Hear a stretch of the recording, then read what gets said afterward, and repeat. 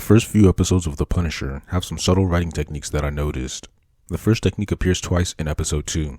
I'll call it the implied transitional answer. This is when the Punisher has two scenes next to each other. The first has an unanswered question, and the second implicitly, but subtly, answers the question right away. The first example of implied transitional answer is when Frank is watching a torture and interrogation video sent by Micro. He watches Zubair get shot and closes the laptop in frustration. We don't know for a fact why he's so angry, but we could guess that it's because an innocent person got shot. However, we've never seen him get so mad over innocents dying in Daredevil or Punisher so far.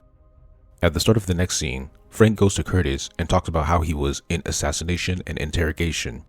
Later, we learn that Frank was the masked man who killed Zubair, so the reason he got mad when watching the video was because he was watching himself do something that he deeply regretted. Frank is angry in scene A, and in scene B, he tells you why he was angry, but in a subtle and implicit way that might only be noticeable on rewatch.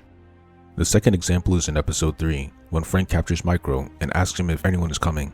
Micro tells him that no one is and questions who would even be coming. Then the scene cuts to Orange.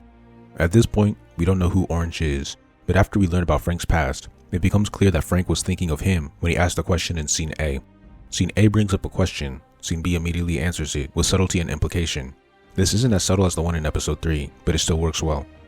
The second technique appeared once in episode 2. I'll call this the fake out rule break. Frank and Wolf are both experts in interrogation. When Frank captures Wolf, the latter says that torturing for information doesn't work because the hostage might say anything just to get free. As an expert, we would assume that what he said was true, but Frank's also an expert, yet he keeps torturing Wolf. Wolf set up the rule that torture doesn't work, but Frank is breaking it. It's possible that they simply have opposing beliefs, and the truth can go either way, but the story does something even smarter. Frank continues to beat up Wolf and even shoots him once, but eventually the hostage is able to break free, steal his attacker's gun, and hold him at gunpoint. With victory in sight, he delivers an evil monologue about the truth since Frank won't live to tell anyone anyway, but when he pulls the trigger, the gun is empty and Frank kills him. Frank intentionally tied his arms loosely, tricked him into thinking the gun had more bullets, and let him steal his gun at his waist. He knew that torture didn't work, so he let Wolf think he'd won so he could tell the truth on his own. The fake out rule break works by establishing a rule, seemingly breaking that rule, and finally revealing that the rule was never broken. This is a genius technique that was executed with great subtlety. I only noticed it on my second viewing of the episode. The implied transitional answer and fake out rule break are two advanced writing techniques that the Punisher used.